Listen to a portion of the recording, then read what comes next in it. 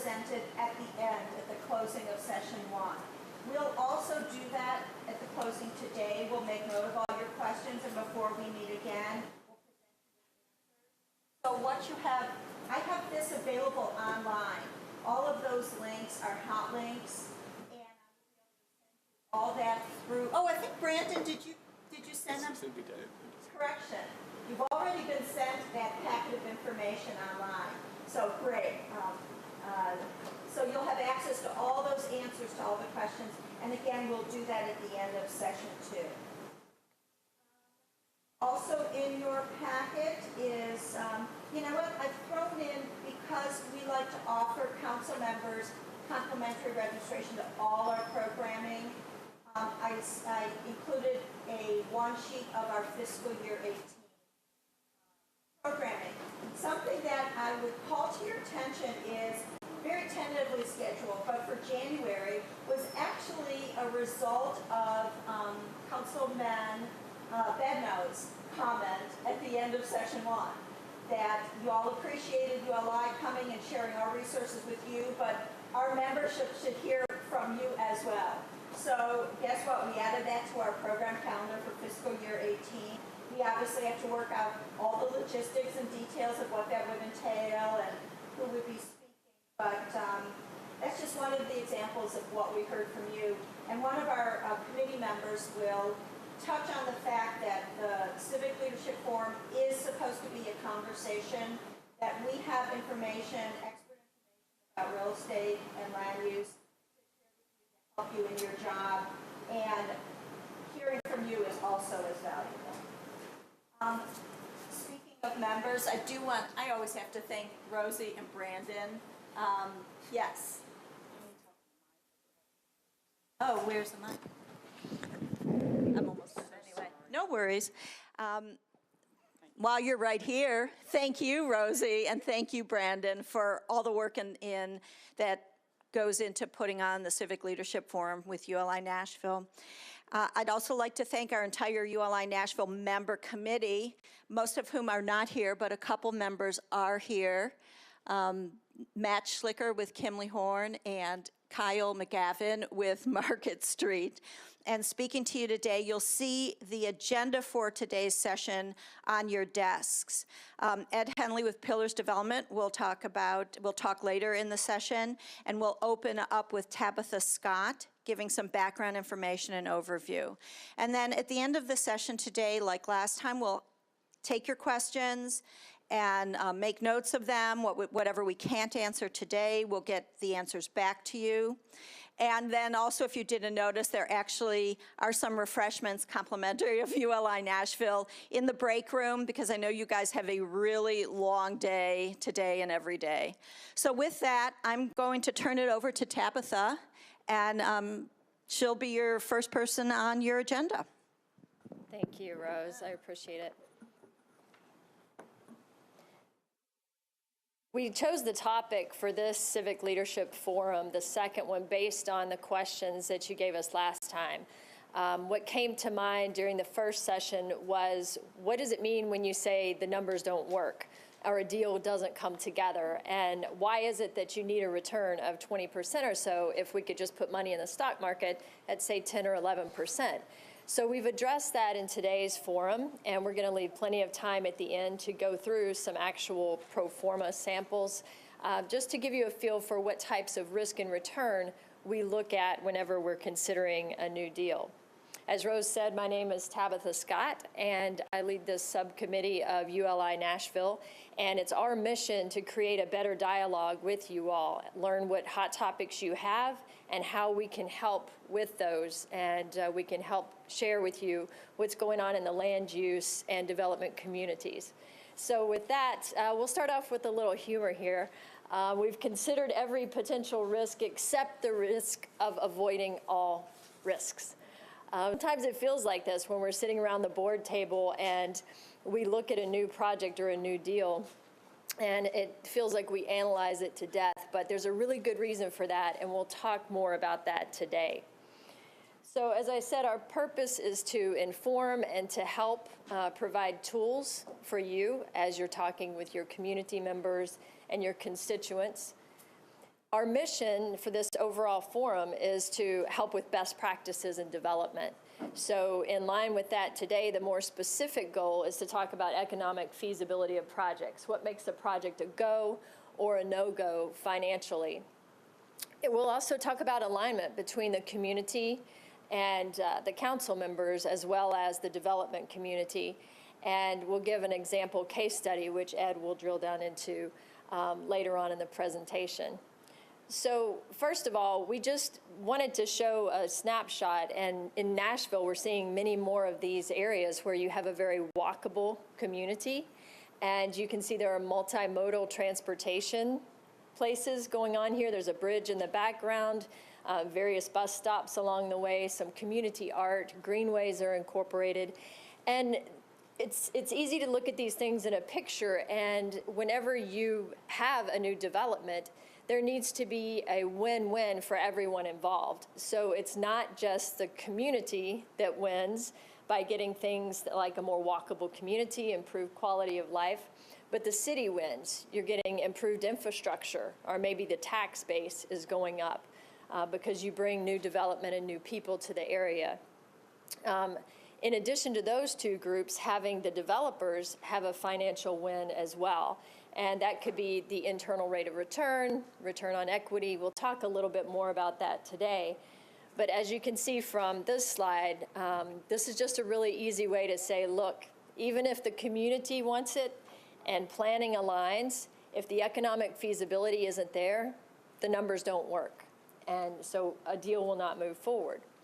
This slide directly addresses the question that we had about why do you need 20% for a deal?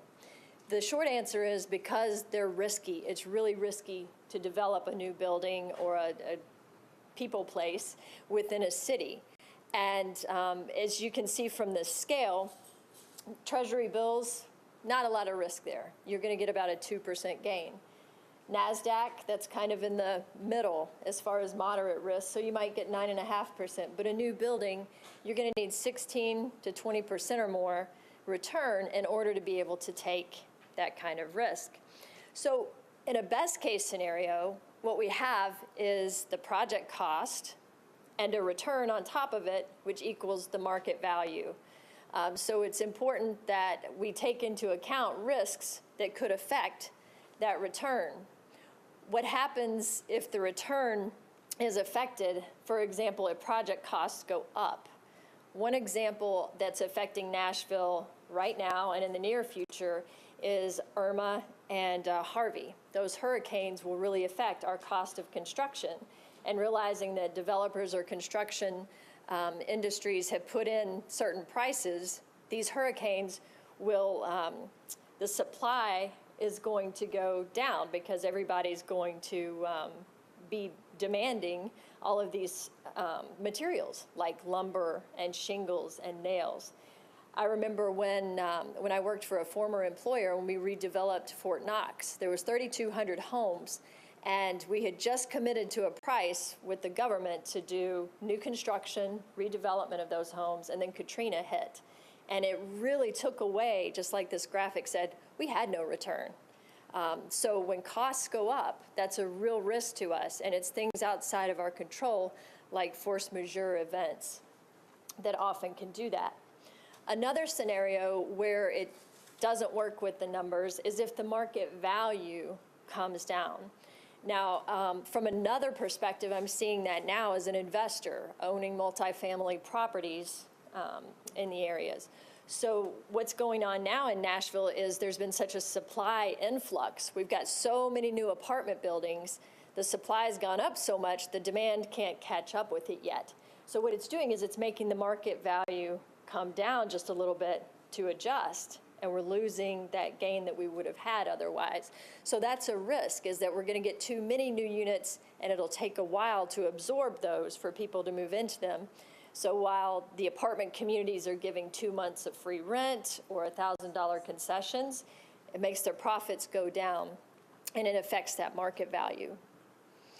So in the worst case scenario, great example of project costs going up so much that you're not even going to break even, you're going to lose, is a building that a former employer of mine built in Cool Springs. It was a high-rise multifamily housing development, and one of the subcontractors did not put the balconies on properly.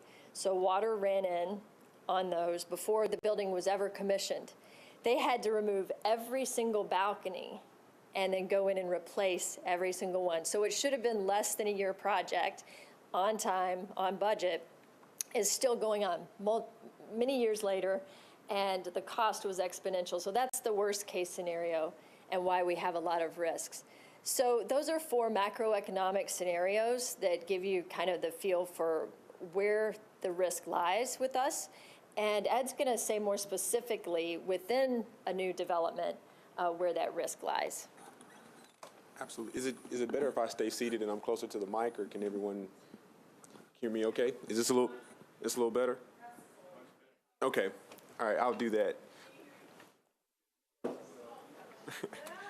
Well, one of the things that I think TAPTA did a really good job of illustrating is that the risks come in a multitude of fashions, and a lot of times, you hear the term risk thrown around very greatly. Just risk. I have to cover myself for a certain risk. And what the next couple of slides are intended to do is to give a little bit of insight on a higher level of the different types of risks that you can interact along the development process and then in different phases, and also some of the costs associated with each of those risks, whether it's mitigating those risks or as a result of those risks that you encounter on the project. And one we'll start with is where the public usually sees a developer engage a project, which is an acquisition.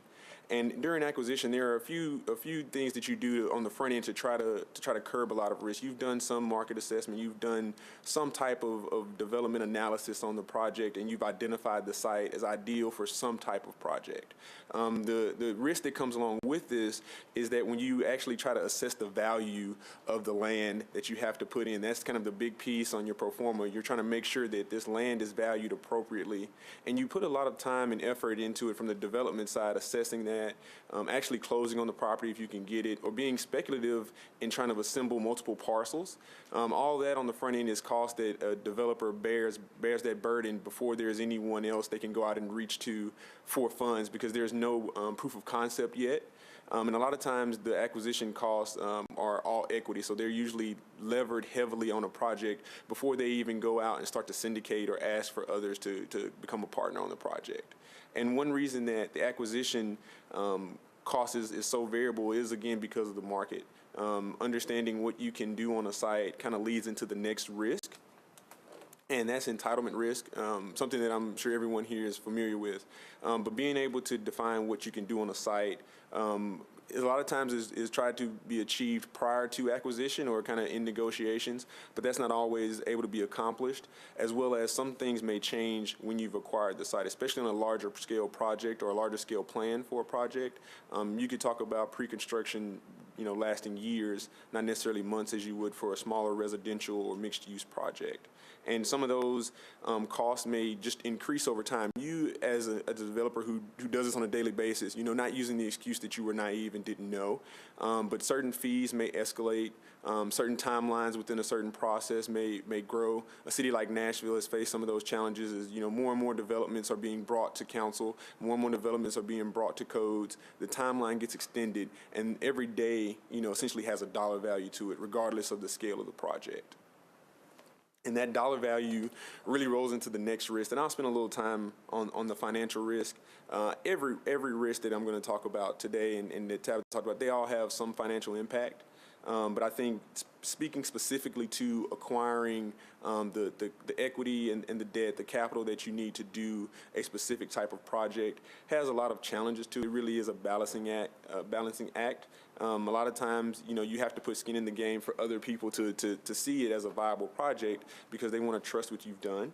And as we shown earlier on the slide, the type of returns and the rates that people want for their commitment of these funds. I think we'll get a little more into that later, and hopefully I'll tee up some questions as I'm going through this.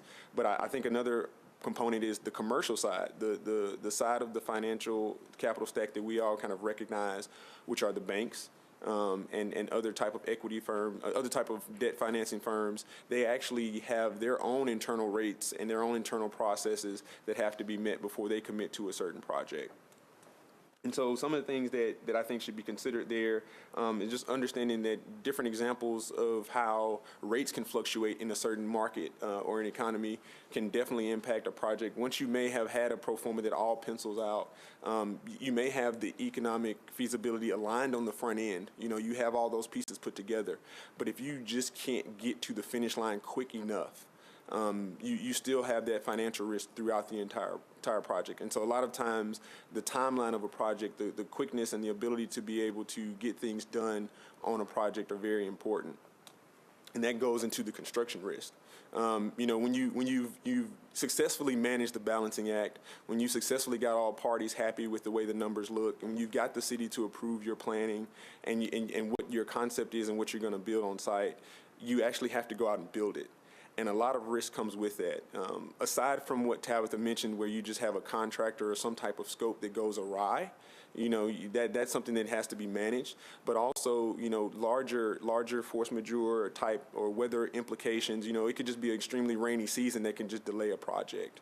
You know, you may have to dewater a site so much more often than you ever planned for because of the rain, and that not only impacts the schedule, but that is truly a cost impact.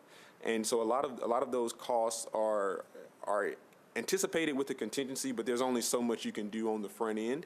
And of course, you know, you're trying to do that balancing act to make those numbers work. So being overly conservative can hurt your ability to even have a project at all.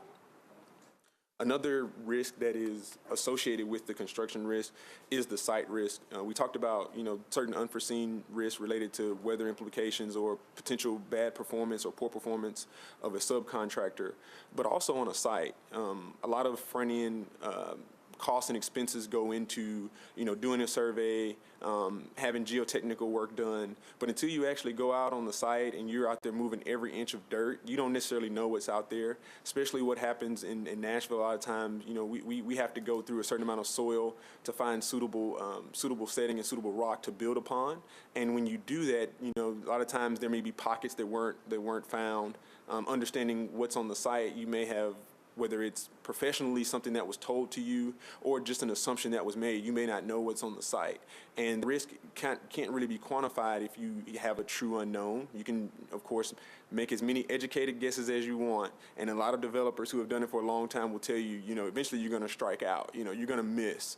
And what happens there is that's a risk that you have to take, and not only understanding it from a project-specific standpoint, but as a business or a corporation, that those things have to be carried over to something else or you go under. And so site risk is a really big one. A lot of investigation is done on the front end. A lot of effort is put in there. Certain professionals are brought in for various different purposes, but the site is truly a risk that is one that has to be managed and has caught a lot of developers by surprise. And I'll touch back on the market risk again, like the financial risk. It truly is ever present. But I think one really big key to talk about with the market risk is if you have a project that's of any significant size, the timeline is a true issue. And so everything that you put in place today may work in today's market, and everyone again may be happy. And as you begin construction, as you make your way through that, maybe you did hit an issue or two on the site or something delayed construction. But if the market changes, you know, we talked about the financing risk earlier. If interest rates, you know, change somewhere through your financing and you expect to be able to have a sale at a later date, all of that is affecting your overall risk on a project. It's very, very much dynamic in the way that balances. And with the market, you know, economic changes are always something that you have to consider on a local level as well as a state and national level. You know, Nashville's had a really, really good run of not being so impacted by recessions. But that's not always the case, and you can't always weather every storm. And while most projects or a general city may not have a certain impact, it may impact a specific project. And that's something to look at when a developer's bringing a project, because they're living in their own little bubble, hoping that all these things keep going great. And then finally, operating risk. I think this is one that has a unique spin on it when you think about a project, because, you know, the building is done, it's complete, everyone thinks, oh, it's nice, it's a success. But ultimately, you have to, whether it's residential, whether it's a commercial space, whether it's industrial space, regardless, you have to find a way to either lease up and or sell that space. And, as again, those market conditions can drastically affect that. And a lot of times, depending on the goals of the developer as well as the investors, a planned or calculated sale is based in their pro forma model. And we'll touch on that a little bit later. But with that sale being planned, you're making some assumptions on what you will be able to get as a return. And if you don't, you don't have the certain market conditions at the time of that sale, there is a lot of leverage that you have in a project that you have to accommodate for and to absorb when you go to move forward. And sometimes you may have to continue operating a project a lot longer than you had intended, whether it's to lease it up or to get to a certain level of revenue that justifies a certain type of sale. And with all that, you have the bank as well as certain investors who are, continually waiting for an answer. So all of that risk is calculated on the front end in some form or fashion. There's a different type of art and science that each developer may use, but those are some of the major factors that contribute. And if there are questions that come up, we have people here that can definitely dive more into each one of those. But what I wanted to take the time and do is to touch on a quick example of a pro forma, and then we also have handed out a much more in-depth pro forma that we can go through later towards the end of the presentation. But what I have on the screen here is just a simple pro forma, and this project is more for a larger scale residential development with a commercial pad to it. And I think one of the things to realize just graphically or visually from this chart is there's a set internal rate of return that's established by a developer and any of the partners that have went in on the project, and that's also made up of certain type of debt interest rates as well. But if you look at this very simply in year 1 and 2, if you go to the net cash flow, and these dollars are in thousands.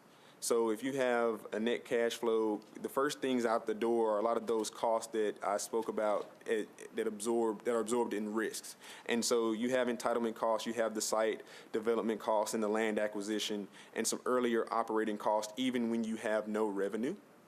And so you become very levered in a project. And so in 2 years, this project, for example, is nearly $4 million in the hole. And all of this is risk that's being taken, speculative of getting to a year 6 where there's a large sale. And that's under a positive or beneficial, market. And with all that speculation, that's where all the front end risk comes in. And you're potentially looking at working for another, year 3 just to get close to starting to say, hey, we're on our way back up. So you start to see that there is sun and light at the end of the tunnel. And then year 4, you're getting close to breaking even. So 4 years worth of risk and time and effort, and you've made no money essentially. And then you're still banking on that investment in a market that will be suitable to your pro forma 4 years ago. And so hopefully this is one way of kind of illustrating that there's a lot of calculation on the front end that truly is out of a developer's control, out of an investor's control, honestly, as well. And you put together a great team, and of course you have a great concept, and you believe in the vision of what you're doing, or you wouldn't be doing it. But understanding that all that risk is there, and so there's a certain level of calculated return that's expected. And so this next slide is taking that scenario and showing a couple of different examples that could affect that project and ways that it would affect the internal rate of return. And understanding that the internal rate of return, in the simplest way that I can put it personally, is it's a calculated exit of some sort. Usually it has a sale of the final product baked into it versus a term that we used earlier, which was the cash on cash or cash on equity return. So this is really, I'm doing this to sell it versus I'm doing it to have revenue on an annual basis. And some of the things that you will see on this chart, I'll highlight a few of them, but Tabitha kind of touched on them, real life experience of how those happen. If you have a building material cost increase during your construction risk phase, your IRR drops below the 15% that you sort of promised to those, and so that you anticipated. And 16.24, it looked really good. You cleared that hurdle rate and you were happy. But because you had an increase in building materials, you've now taken a drastic decrease in that percentage. In real terms for this project, it's probably, a couple $100,000, if not nearly $1 million, because of how you had planned for this to happen. Same thing, if you have certain off-site costs or site development costs increase, you drastically pull down the amount of return that you can receive. And all of these risks are calculated in a pro forma. Usually you have a worst case scenario. And a lot of times the worst case scenario means you don't do the project. A lot of times what's presented is a likely case or even a more positive case that's speculative on a good market. And so that's an even greater risk that's taken by a lot of teams that come forward with the development. Again, we talked about whether you're selling it on a home per home basis or you have a certain rent.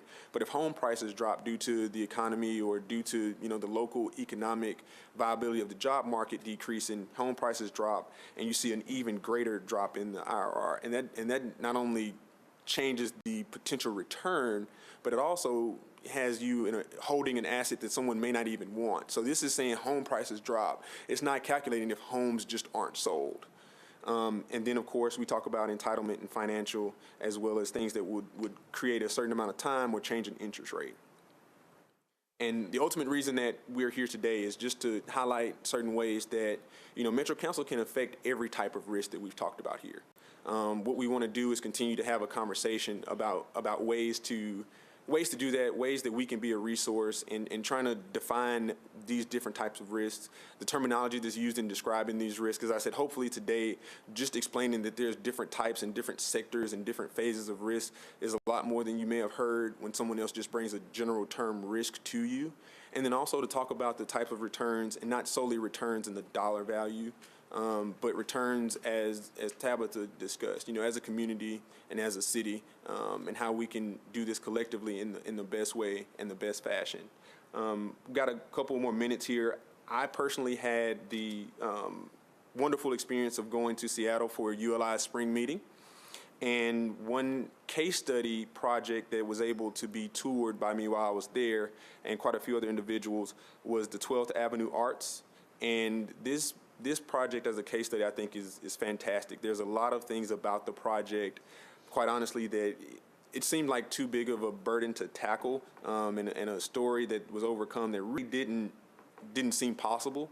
But I'll talk about a few of the keys to this project, and I say that the devotion to a community and a set of goals, I probably won't do it justice in describing it here today, but I will just say that community committed to creating a type of product that was going to achieve certain goals, and everything was reverse engineered from that.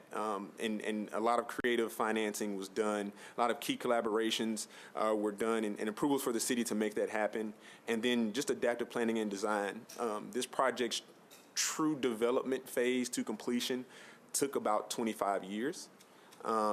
There was an area and a location in Seattle that was historically had been a police parking lot. It served about 70 police, parked about 70 police vehicles, and housed a fueling station.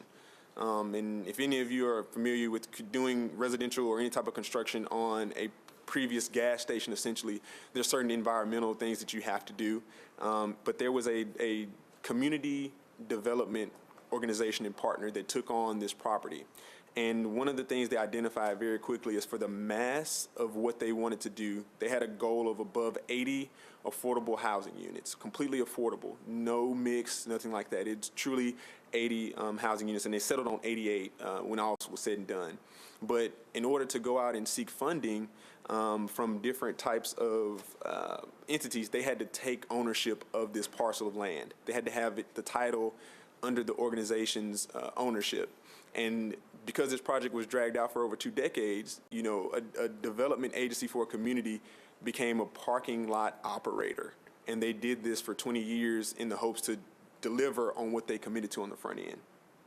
And some of what they had agreed to commit to on the front end was a space that connected a vibrant arts and a local economy. Very much local is a key component to this project, but creating a physical building that kind of shined as a beacon for the area. It was in an area that had literally long been parking garages, parking lot, police precinct, and some underused and under-amenitized parks in the area.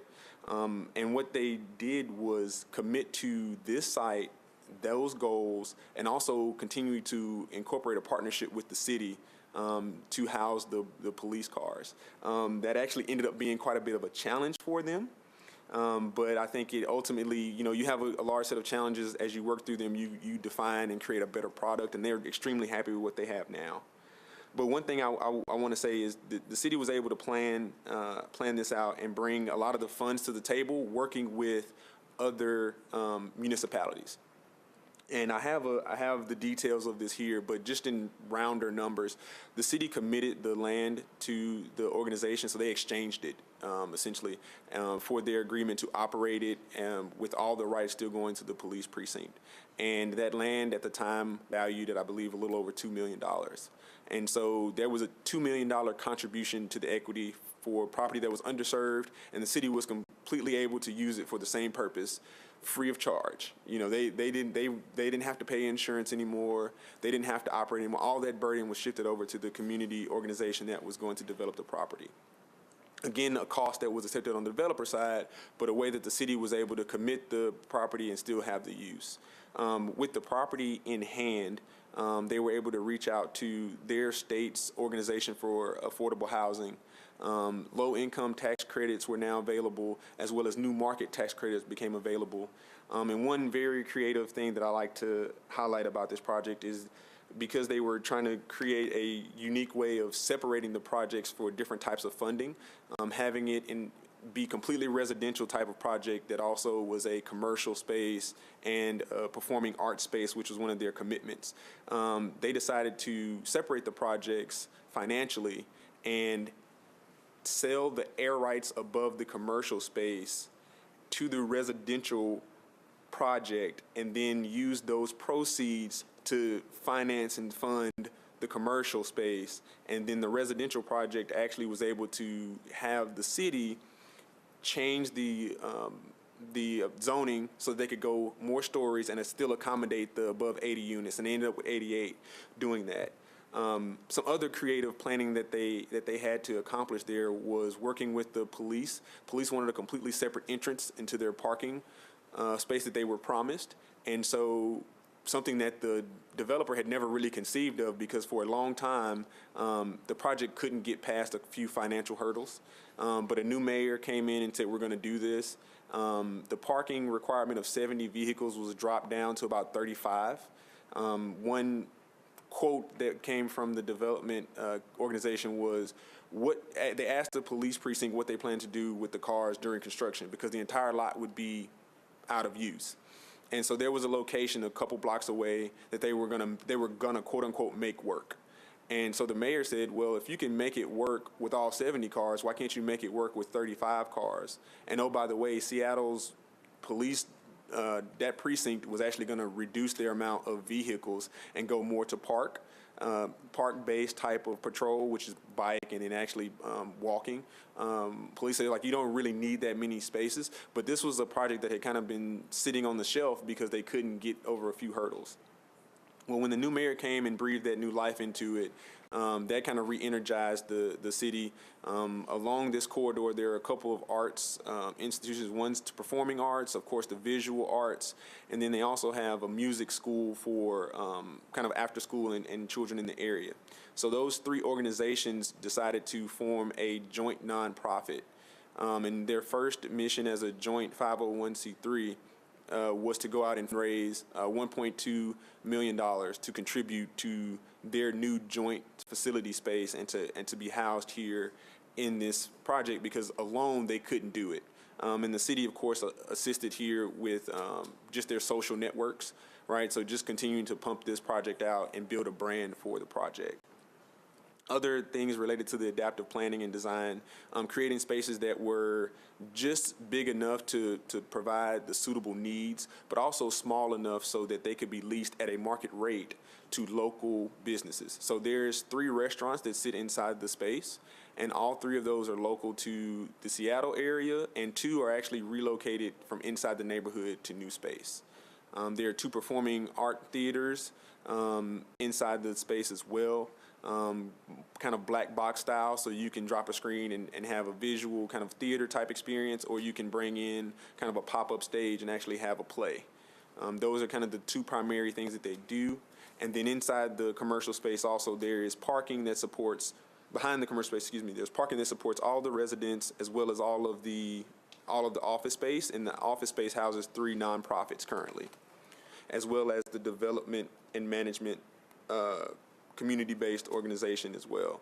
So all in all, they were a few lessons learned while I was there. I think the major one is that the administration and the city can come in and basically unlock stalemates on certain projects. Having a committed developer that is there and commits to the goals is facilitated through conversation. This specific organization decided to live with the project. They also had 2 other projects going on in the same neighborhood, so they were vested in the area. And the communication on this project never ceased. It was truly a goal for that organization and for the city, as well as having key players in the community continuing to say we support this and we want to do it, but understanding that a project's feasibility is not an art at all. It is. I mean, it's not a science at all. It is an art, and understanding that. Firsthand, they said there were at least 6 or 7 times when they were thinking of a way to get out of the deal because they were stuck with managing a parking lot. But after 2 decades, all of their efforts actually paid off, and they have a project that is what I feel, a great beacon of hope for what can be done using at least 7 to 8 different funding sources, having 6 to 7 different commercial space occupants, and 88 units of purely affordable housing that are still currently all below market rate. Even in an area and an economy that is booming, they continue to have very low turnover, very high satisfaction rate of all of their tenants, and they do have a mix of studio, 1-bedroom, and 2-bedroom units. And I think one long-term, vision is that taking action is something that needs to be done. This all was, even though it took a long time, it was all the impetus of the city saying, here's an area that's underserved, underutilized, that we control and we can use to make an impact. So I think if we want to get ready to start having you guys think about some questions, but one thing that we do want to do is to take time to look at the Pro Forma Handout that you all received. It's a little bit more in depth. It is not as simple as the one that I had up here on the screen. And just to give you a couple of parameters about that one, it is a commercial project, about an acre site, 6 stories as proposed.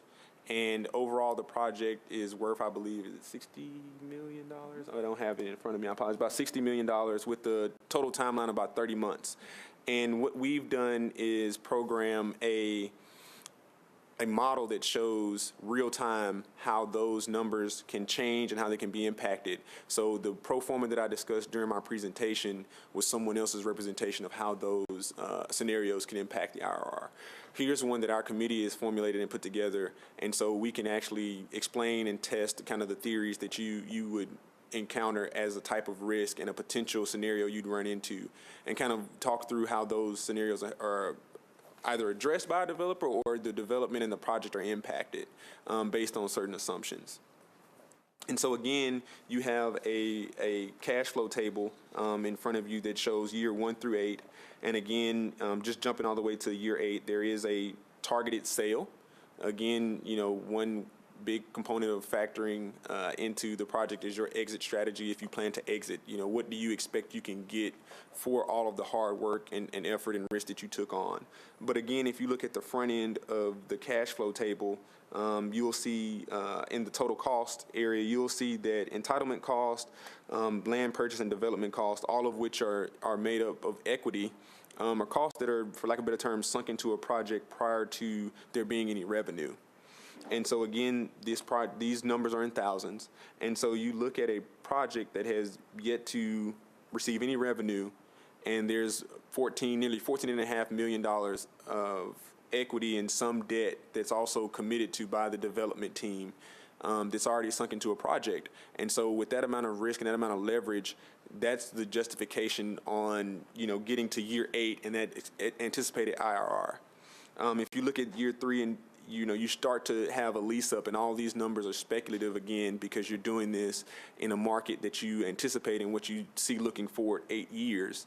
You see those numbers and how they're panning out, and they're producing an IRR in this base form of 16.58%. Again, that's okay. right? You know, that's something that everybody that's on your investor side and the bank is happy with because your project can move forward. And then, you know, when you get through the entitlement process, I'm going to walk through some of the return scenarios with you. You know, removing 2 floors. Maybe during the entitlement process, you're allowed to get the 6 floors that you had originally intended for whatever reason. And, you know, you remove 2 floors. And what that does is your IRR does drop. Your actually return on cost does drop. But what happens is you're able to offset those with the cost of the project. And so you may end up changing the type of building that you can build. You know, you're only going so high, so maybe you can use stick frame now instead of having to do steel and concrete. So there are unique ways you can address some of those challenges to address what happens in the entitlement process. But understanding that that is a drop, and if it's complemented with any other issues, it makes the project less attractive. As well as understanding that, you know, this project started off with 16.58%. If you're rubbing right up against your 15%, that project now wouldn't move forward. Same thing, if you have a delay of a year in the entitlement process, the project now falls below that internal rate of return. And you, as a developer and a development team, would collectively decide not to do that project based on an entitlement issue. That's not you can't do it. It's just it will delay you for a year. And understanding the cost impact of that on a project and what that can mean. It could end up in a project not moving forward. And then you have some what I'll say are more market type driven instances, which, you know, we talked about the hard cost and construction cost increasing by as little as 5%. You know, sometimes I think in this market, year over year, we've had construction costs jump 8 to 12%, but as little as 5%. And, you know, that I'm not trying to downplay that a 5% increase in cost is little, but in our market, it's something that we've exceeded already in year over year, actually. And that drives down the internal rate of return as well, and it makes the project seem riskier doing that in this climate. And so what you will start to see is sometimes you'll have less of a pool of investors who are willing to take on this type of risk. Even if the rate looks a certain way, they're doing their own processes to understand that type of risk. And so with that, do we have any questions from council members about the pro forma? Because we want to be sure, while we have our experts here, to answer those. I believe we've got one from Council Lady Allen. Okay. Berkeley? Thank you. Appreciate y'all being here, and this is so great to get this explanation. I've been through the numbers, and, you know, you always hear I can't make the numbers work, so it's really helpful to see the numbers in front of us here. And I'm glad Morgan is here, because I've worked really hard with ULI's Housing Action Committee trying to come up with lots of different tools to create affordable housing. And one of the options that I keep hearing about is possible real estate investment trusts or social enterprise groups that want to fund affordable housing and are willing to take a lower, I guess it would be officially this investor return, so that they wouldn't need a 15%. I mean, I'm guessing that 15% IRR is what your equity partner is planning on get back. Is that, am I understanding that correctly? Correct, and that's not based on any particular individual, but just kind of a market average of what is expected and anticipated, especially for this type of construction. Yeah. So is it unrealistic to think that type of market could exist where, where there's I don't know if it's crowdsourced or what, or we work with other investors that are willing to partner with us if we can create some capital that would be willing to take a 10% IRR. Could that significantly reduce the cost and therefore reduce your rents?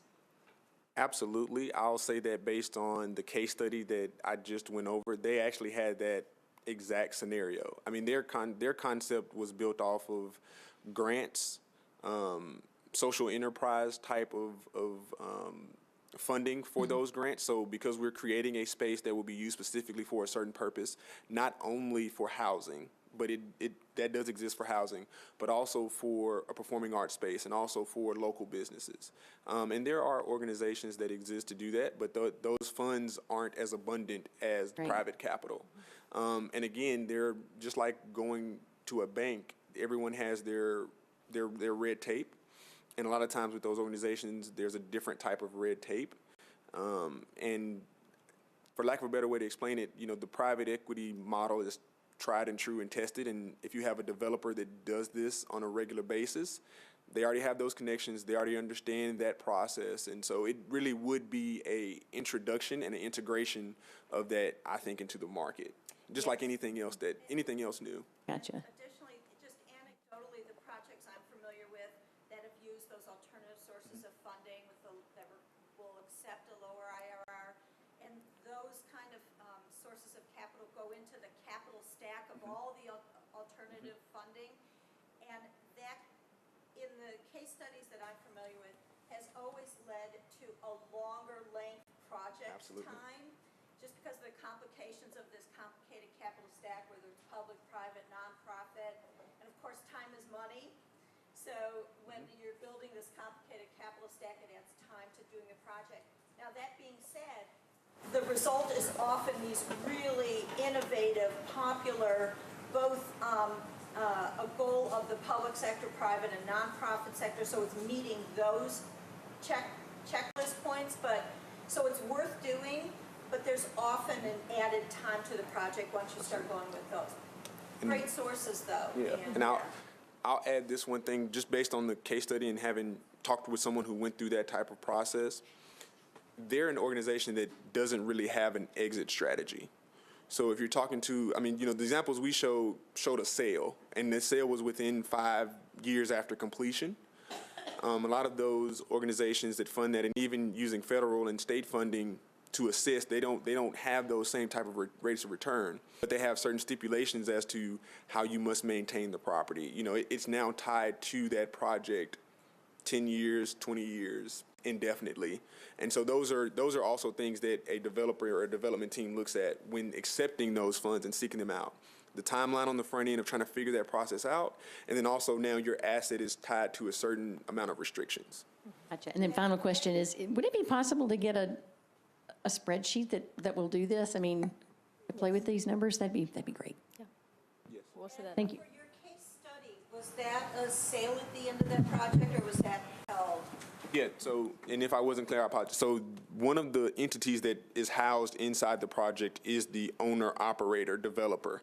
That's them. They're living there. They're not allowed to separate from the project. And if they were to try to do any type of sale, they would have to, one, go through the city and then go through all of the others that committed tax credits. So they live with it. I mean, they're an organization that's dedicated to that space, but they actually have to live with it per all the contracts and agreements they made.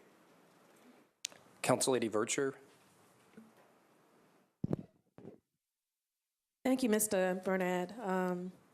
My question is, as it relates to ULI and the membership with the various organizations and developers, are there any developer standards that encourage collaboration before a project gets that far in the process, like including council members when there's just soft discussions? I don't know if you have, like in my profession, we have certain standards that if you're in the profession, we all adhere to. I don't want to say it's an oath, but it's just professional standards that we all agree and abide by. So it provides uniformity within the industry that I'm in. Do y'all offer that, or is it just each and every developer, how they conduct business is how they conduct business as it relates to their own individual projects? It really is, and I think part of what ULI Nashville does is give us a forum for those real estate development professionals so that we can collaborate with each other and look at those processes in a more professional, orderly way. But truly, for every different company, they'll have a different checklist of activities, and it's fairly similar because you have to get through the same permitting and the process and the risk evaluations that we covered earlier, but there's no industry standard that we have to follow. Yeah, I think what you kind of outlined is what we would consider in the ULI space is best practices, things that just logically you would do if you want a better outcome and a better result. But just in the realm, there are different paths, different approaches. A lot of times if a project's not, or the site for a project isn't acquired or in the acquisition phase, you don't necessarily want to share that because the person you're negotiating with on the price is, unaware of what you may want to do. And if they become aware, the price may go up. Same thing for other competitors in the market. So that is something that actually is a factor. But honestly, just best practices, just in terms of having communication with the council person, is something that we definitely recommend. And why we're here today trying to encourage that back and forth now. We do, that's a really great point. I know a lot of industries and businesses. I really appreciate that point. Good job, Kyle. Yeah, this one. So many professions do have a standard of behavior or conduct, and that is a really good point that you raised. As Ed and Tabitha explained, ULI, the foundation of which is setting forth best practices, and actually many of our members have demonstrated by doing exactly that procedure of what you described, meeting with the council person, meeting with the property owners or the neighbors in the area of a proposed project. The ultimate project is generally considered an even better outcome for all involved. Unfortunately, not all of the real estate community are ULI members here in Nashville, so we wouldn't have any kind of control or influence over everybody, but the industry itself doesn't have standards. But we as an organization try to encourage that kind of a process. And what we want to do, we have time for a couple more questions, and then we would like your input on the next topic that you want more information on. So any other questions? Doesn't look like we have anyone in the queue with questions. Okay. So for the next topic, from the development community, the real estate community, what are some of the hot buttons that you're running into in the industry? What are some of the things that you believe a more dynamic conversation with the development community could shed some light on? Any ideas? Council Lady Henderson? Thank you, Brandon. I think we all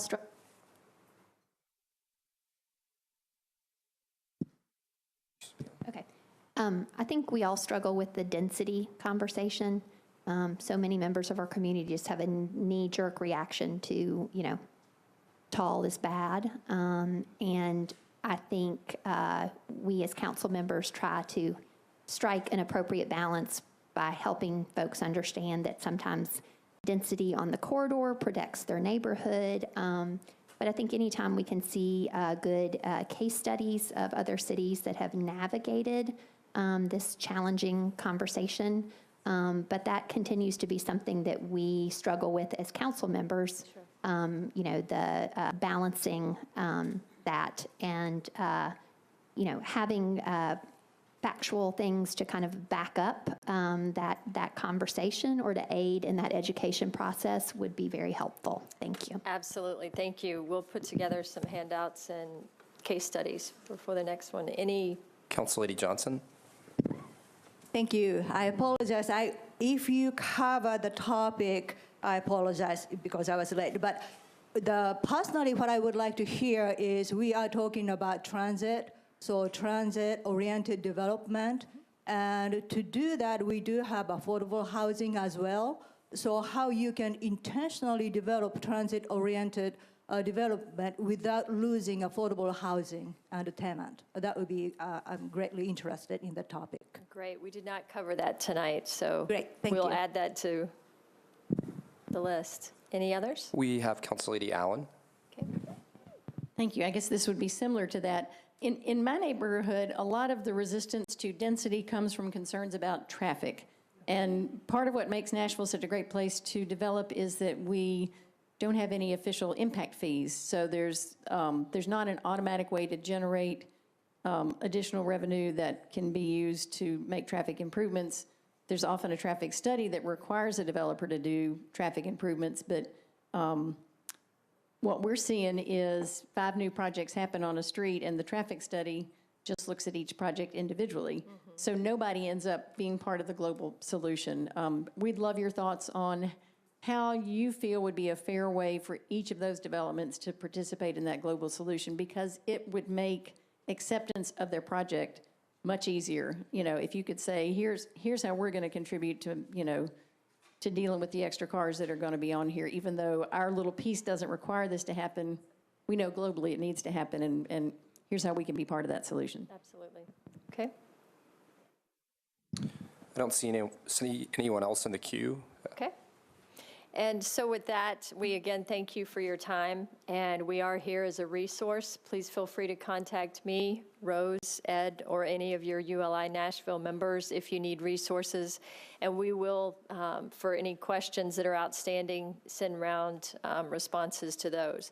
Rose already alluded to programming coming up in January, where we hope to have a very interactive dialogue and listen to some of you.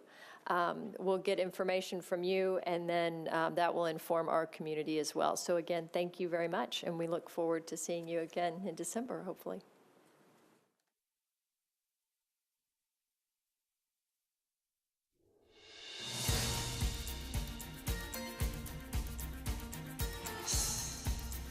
This has been a service of the Metro Nashville Network. If you would like to see this presentation again, or for more information about this and other programs, visit nashville.gov.